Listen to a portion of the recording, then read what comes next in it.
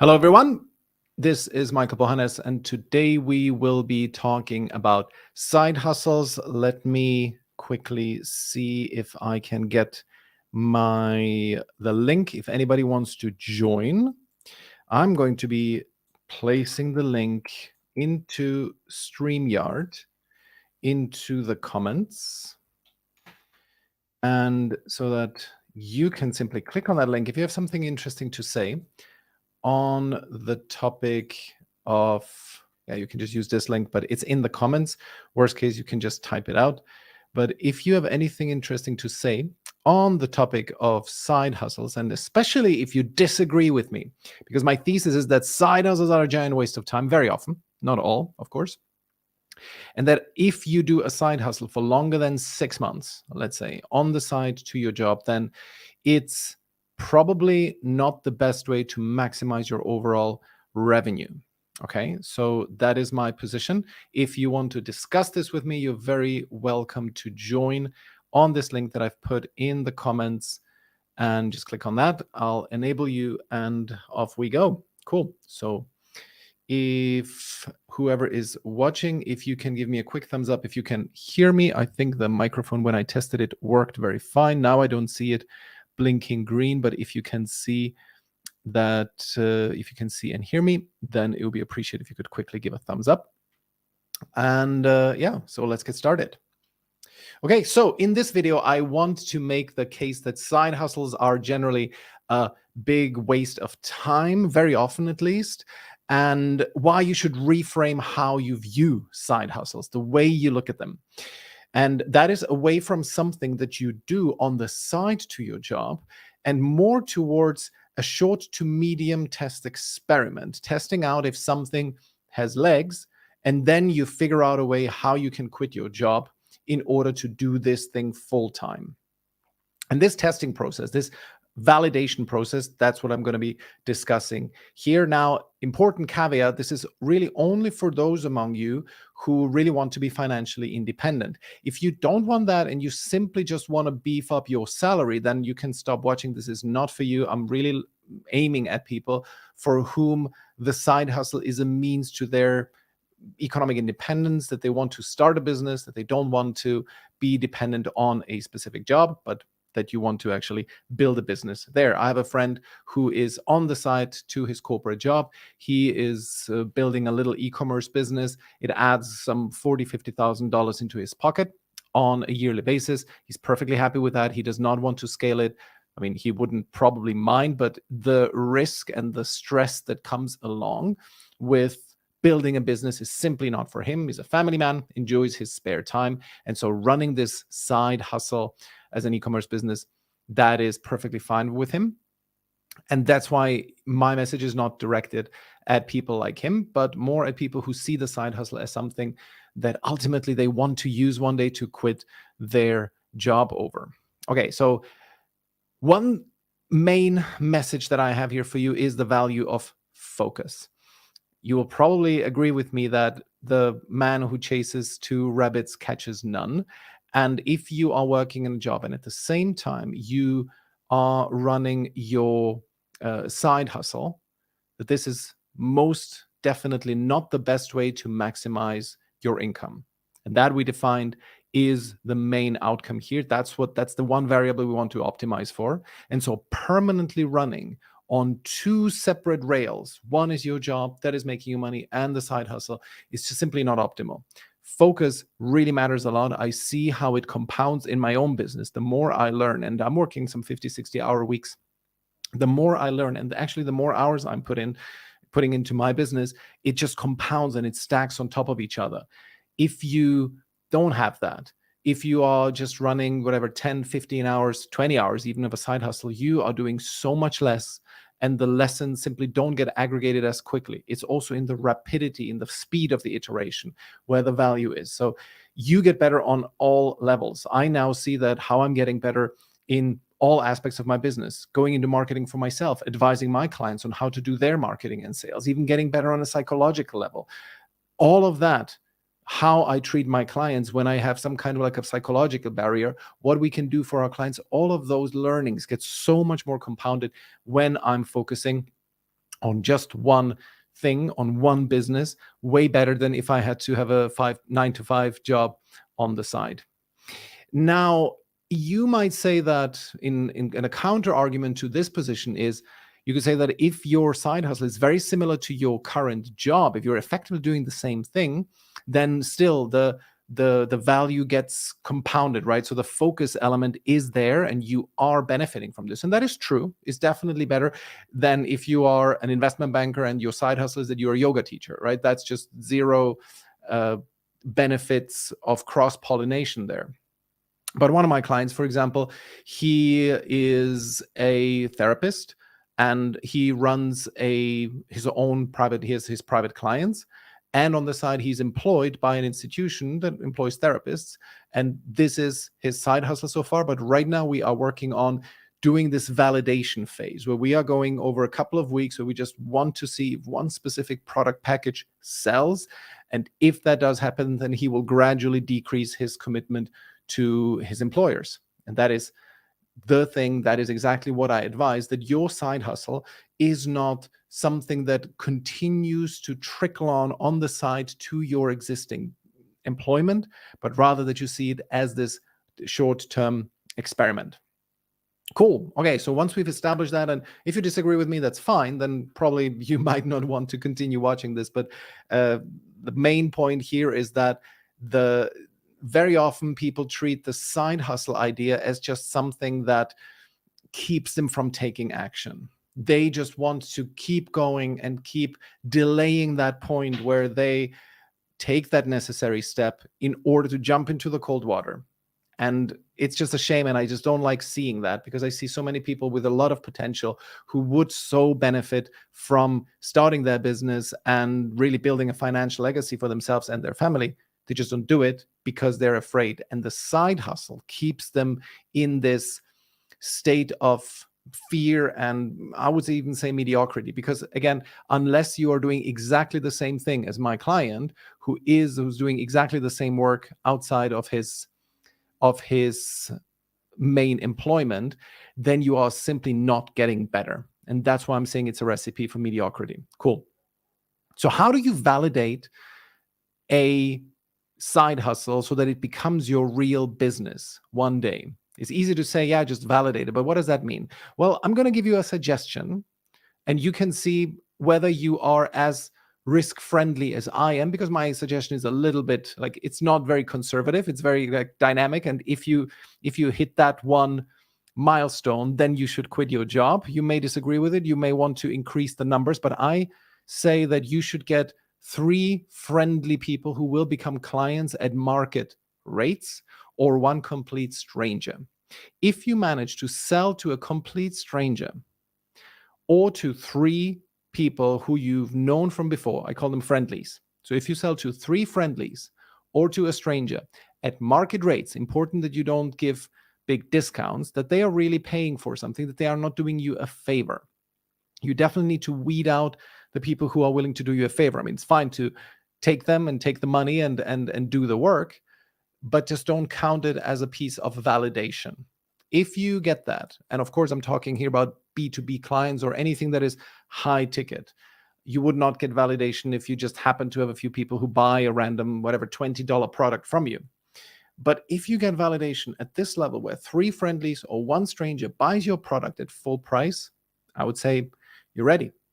It also depends, I have to correct myself there, it depends how much work it was to get them. If you have to approach 1,000 people one-on-one and then only get 1 client, well, that's too little. That is not good enough. Then you need to keep working on your offer so that you get more. If you have a reasonably mainstream product or service, and that can be anything from, as in the case of my client, therapy, or it would be marketing services or sales coaching or HR coaching, recruiting, whatever it is, as long as it's a reasonably mainstream value proposition, a mainstream offer, I would suggest that you should get at least 1 out of 100 people, decision makers you approached, at least 1 out of 200. Okay, let's not get overboard. But if you approach 200 people and not even one of them is even willing to have a conversation with you and is even close to becoming a client, then you need to work on your offer. Maybe it's you in terms of your skills that you're bringing to the table, you're not credible enough, or your offer is not formulated in the right way, or you're relatively bad at selling yourself. All of those are things that can be overcome. But if you don't have that, then you have not found validation. So step number one of validation is that you formulate an offer. And that is a simple statement where you say, I help blank to solve problem X by doing Y. So very simple, very straightforward. What kind of problem are you solving for whom? And then the goal is that you get, let's say, 10 decision makers on a Zoom call or phone call, and you ask them questions about their current problems, whatever you have that are, whatever they have that are problems that are in your domain. You just ask them what problems these are and how they are currently solving them. And here I recommend a book called The Mum Test by a gentleman called Rob Fitzpatrick. And that book tells you about how you really uncover customer pain points. And the main message of the book, and I'm happy to share this here, but you should still get the book in its entirety and read it. It's a really good read.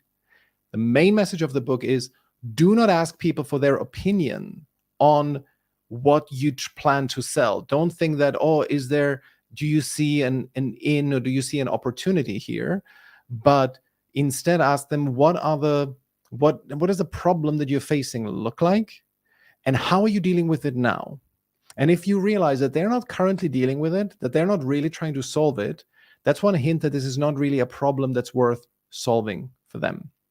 So do consider always that there is a certain element of, that there is a very strong element of looking at the past when you are interviewing them. You have to ask for the past problems and the solutions that they applied in order for you to find out if there is a business there. Personal story, this is one of my kind of part of family lore now. I started a business called Dinner in 2012, and it was a recipe delivery service. I'm sure you've seen and heard similar value propositions. And mine, however, was a little bit different because it was not subscription based. It was ad hoc. And I asked several people who were either friends or even strangers whether this is something that they would buy. And many of them, 7 out of 10, I remember, 7 out of 10 told me yes, they would absolutely buy it. And that led me to the conclusion that this is a great business, and I went into it. And then the whole business crashed and burned. I couldn't raise enough money to keep it alive, and my client acquisition cost was way too high. I couldn't get past, or couldn't get the customer lifetime value above CAC, and so I had to close the business down. And that was mainly because I had not followed the rules of the Mum Test. So that's why I really recommend that you read that book. So once you get these 10 decision makers on Zoom, make sure you ask them these questions about the past and not about their opinion on your service in the future. And if you sense that they do have a problem indeed that you could help them with, then tell them that, hey, this is something I could help you with. Would you be interested in working with me on this? And then listen to what they say, because very often people, just tell you, elaborate on a problem that maybe is not as big as it seems. That's why the truth is in the money. If you ask them, so, okay, let's work on this. I can actually help you with it. I'm competent in this field. Let's do it. If they then give you excuses and so on, then you may not have a business there. So number one, formulate the offer. Number two, get the decision makers on Zoom and ask them about the problem. And then, but that sounds also abstract, right? How do you get them on Zoom? So what does that even mean? Well, I would say look first of all, in your existing network. Who in your existing network fits the bill of a decision maker that you've decided? If you sell TikTok marketing, see if you have people in reasonably senior position at companies. You sell TikTok marketing to e-commerce companies. Look if you find marketing people in e-commerce companies and you just get them on the phone. Not to pitch to them TikTok marketing. That is really key. You don't go into the conversation with, hey, I want to talk to you about how you can grow your presence on TikTok, they might not say that. But if you say, hey, I have a business idea that I wanted to discuss it with you, would be great if I could get 15, 20 minutes of your time. If you do that with friendlies, I predict that you will get about 20% of people who will say yes. If you do that with strangers, you need to work a little bit harder. I would recommend there that you pick strangers who are active on LinkedIn or any other social network that you are active on, and engage with their content a couple of times. Once they have acknowledged you, once they've replied to your comments, then start a conversation and then ask them for 15, 20 minutes of their time. They're much more likely to say yes then. And with this approach, I believe that pretty much you will get 5% of strangers who you approach. They'll give you 15, 20 minutes of their time. So this is how you get strangers and or friendlies on Zoom. And whoever does currently not have a solution for their problem, in this case, in this example case that I mentioned on TikTok advertising, just simply make them an offer that you can help them. And there, it's fine if you just want to get it past the finish line. It's fine if your very first client, you give them a little bit of a discount. Or you say, normally I plan to sell this at this kind of day rate because you would be my first client in this. I'm going to offer you at a discount and so on. It's fine if you want to do that. Just do not count them into your portfolio of 3 friendlies and one one stranger, because you do want to only count them when you have sold them at full price. Okay. Yeah, and by the way, none of this requires you to be public about this. You can do this completely in a stealth way. You can do this from your LinkedIn profile. Just approach people in this way, and they still will see that you are working at another company, but you are then simply deciding that they will see that obviously you are choosing to approach them incognito, and they will respect that. Vast majority of people are respectful of this. Most people understand that side hustles get born this way, that businesses get born this way. Just try to avoid doing it with people who might have a connection to your boss, if this is something that you worry about. And I don't know how it is in your company, whether you're contractually allowed to do this kind of stuff, to check that first, of course. But that's common sense. Good. And then let's say you get yourself a client, then simply run the math. How much work did you have to do in order to get that client? Let's say it was a total aggregated 30 hours. That's approaches, emails, calls, and follow-ups and so on. If it took you 30 hours of work to get that one client, well, there you have a number to pin down. And if you're a little bit more conservative in this regard, if you don't want to jump in all the way, to simply look at, are there possibilities that you could do this again and see if that number holds up? If you put another 30 hours in, will you get yourself another client? And with this, you now have a predictable client acquisition cost. And then it's just running the math. At this point, you simply run the math. Does this pan out over the long run? And will this pan out? If you have 2, 3 proof of concept that you, by investing 30 hours into client acquisition, you win yourself one client, and you can do that, and that client is worth so much to you that you can get to replacement income within a couple of months, then voila, you have your business, you have validation. And don't get discouraged. This may take you a year or 2. Okay? This is not something that necessarily will take 6 months. In the case of my clients, it's going to happen in a couple of weeks, because my client already has had private clients. He's very confident. He's a very good LinkedIn presence. So that's not an issue for him. He's not starting at zero by no means. And that's why we can do this in a couple of weeks. We're now creating a product package that is priced the double than what he usually used to sell at. And he's going to be approaching people more proactively. Plus, it's a coaching program. It's more of a program rather than just one-on-one sessions. So this is why we're tweaking it. We're approaching it from a more business development type of perspective. But this is now the test that we're running. But it might take you a year or 2 before you find that winning formula. And this is the key. See it as an experiment that you are running in order to validate that your side hustle has legs.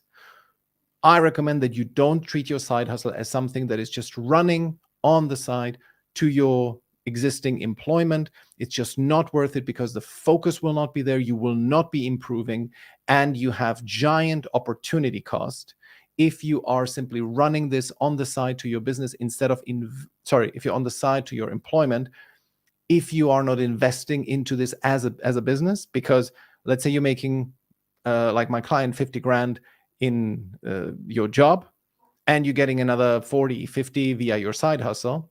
You could be making so much more via the side hustle. You can build systems, processes, you can deliver in a better way. You are missing out on hundreds of thousands of dollars every year if you see it as a continuous dripping along on the side to your employment. Cool. I hope this was useful. I see you in the next video. Are there any questions? Any live viewers interested in following up here?